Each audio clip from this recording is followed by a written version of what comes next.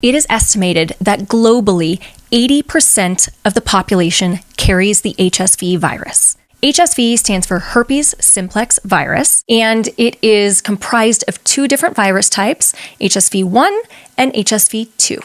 Most of these people have never had an outbreak, but if you were to do a blood test and check for antibodies to either of these viruses, 80% of the people would either have HSV1, HSV2, or both. Most of these people were exposed in childhood because HSV1 is the predominant herpes virus, and it is mostly associated with cold sores. So children whose parents had cold sores when they were growing up, if they got kissed while their parents had a cold sore, then poof, they have the herpes virus. Because of our sexual practices, HSV1 actually accounts for 1/3 of genital outbreaks these days.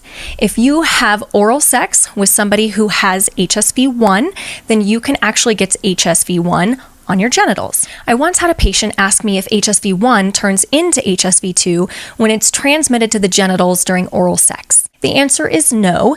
HSV1 is always HSV1 and HSV2 is always HSV2. Almost 100% of cold sores are HSV1. However, genital sores can be either HSV1 or HSV2. So if you contract HSV1 through oral sex, then you still have HSV1, it's just on the genitals. Speaking of genital herpes, let's talk more about that because that's what most of us are actually concerned about. So if you've contracted HSV1 or HSV2 on your genitals, they present the same, but the viruses do behave a little different. So HSV1, for example, has a recurrence rate of only once every other year, whereas HSV2 has a recurrence rate of 4 to 6 times yearly.